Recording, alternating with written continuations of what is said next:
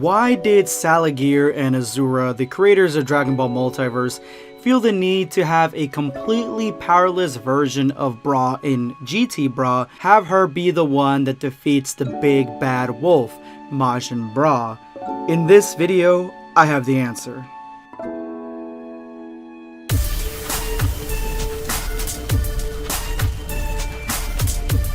Prepare yourself, Dan Saiyan.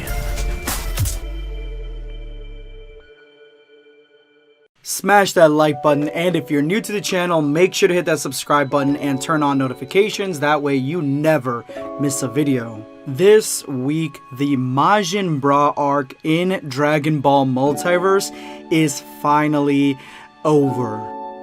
That's what some of you guys are saying, because we are basically wrapping up the entirety of the story focused on this version of Bra. And if you guys missed the ending of this chapter of this saga, I have a video covering it that I'm going to have a link to in the description below and the top comment. It was the video that I dropped yesterday where I talked about the ending and read the ending to you guys. Now, today we are focusing more on how it ended. So it's going to be straight up spoilers from this point on. I would suggest, if you have not seen the ending, go watch my previous video, then come back to this one.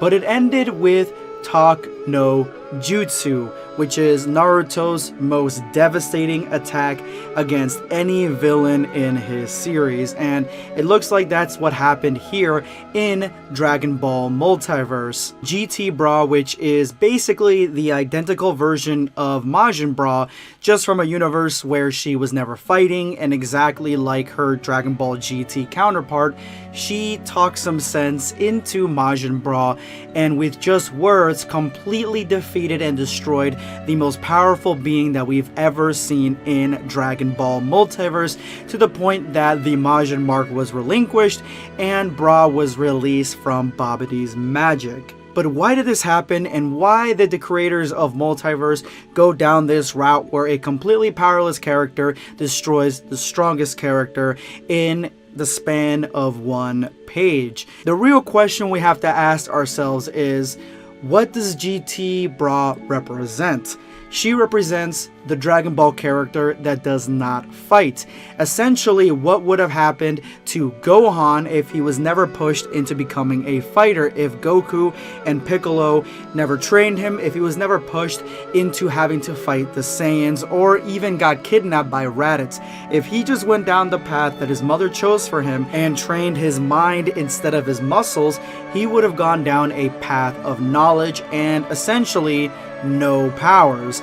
He wouldn't have been able to fly, no ki blast, and no transformations. And that's essentially what GT Bra is. She is completely modeled after the Dragon Ball GT Bulla that we actually saw in the series. And in that series, she is more of a quintessential, stereotypical popular girl in middle school, high school. She is more focused along those lines, and she thinks more about school and social settings and boys than she does about fighting. So that is what that character represents, essentially calming down and being part of society in a way that you don't develop any of your abilities whatsoever.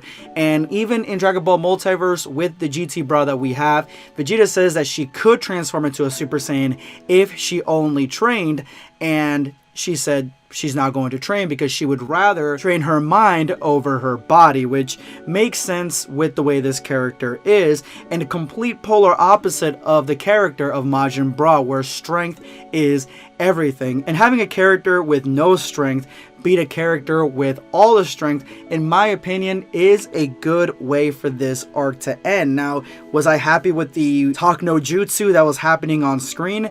Not really, because I don't like the way that it was written, but I do like the messaging, and I do like the way that it was handled. Basically meaning that a character doesn't have to be big and bad and have all the strength to get through a character that has all the strength. An example of this would be, say, not 100% similar, but if Gohan had never trained throughout all of Dragon Ball Z, and we get to the Majin arc, and the Majin arc takes control of Vegeta, and Gohan, who has no powers, comes up to Vegeta after he's, kicked everyone's asses, and goes up to him and talk no jutsus him into releasing the Majin arc.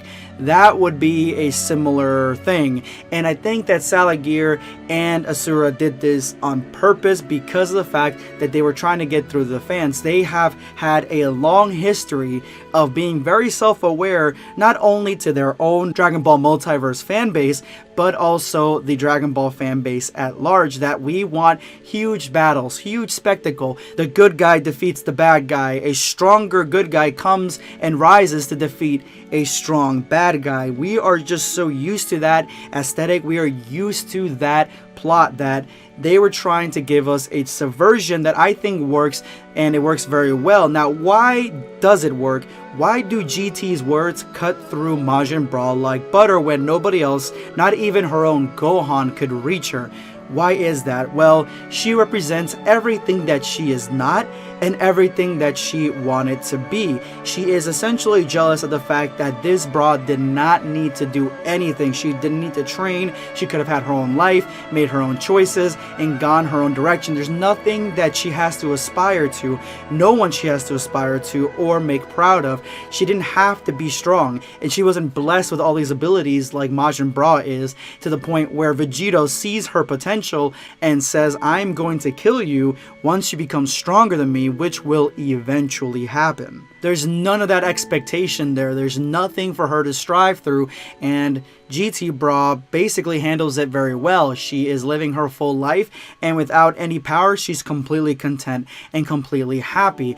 And she didn't have to kill her friends and family to get to that point. She basically just did whatever she wanted, and she still has, well, she had her friends and family. Majin Bra ended up killing most of them, but this is the reason that this gets through Majin Bra so easily, and this cuts her down to her core where she remembers who she is, and that is because she's looking at herself in the face, quite literally. A character that she once thought was weak, a person that she once thought was weak, is actually emotionally stronger than the character of Majin Bra. And this is something that Majin Bra really can't handle. She isn't trained to handle, and that is the reason she relinquishes the Majin mark, because she finally realizes that she doesn't need the Majin mark to be strong. This Bra, who is powerless and cannot go Super Saiyan, is far stronger character-wise in her integrity than this overpowered being, and I like that dynamic. I really, after thinking about it, like the way that it ended. I just wish that it was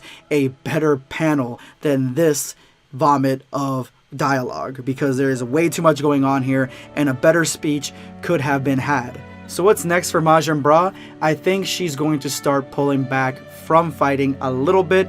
That's what I'm thinking, that she's going to go more into like a hermit recluse type of thing and completely disown Vegito. I will have an in-depth look into what Vegito's relationship with Bra actually is prior to the Vegito chapter that's about to come out. All in all, I think we can all be happy with the fact that now Babidi is about to suffocate in space, because there's no way that Majin Bra is going to save him. And at this point now, it looks like the Majin arc fully is finally over, and maybe we can get back to the Multiverse tournament. Or is this where Dragon Ball Multiverse ends? We don't know.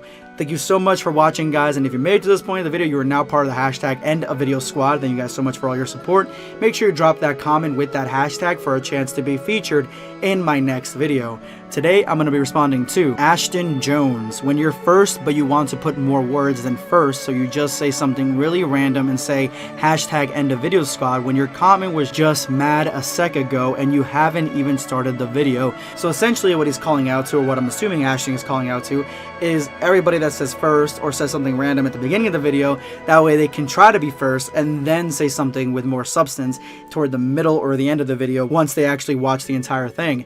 Honestly, I'm just happy that you guys are arguing about how much comments you guys are dropping in the comment section, because the more comments the merrier in my opinion. But thank you so much for your comment. Ashton Jones. Is going to be Black Escape signing off. Take care, guys.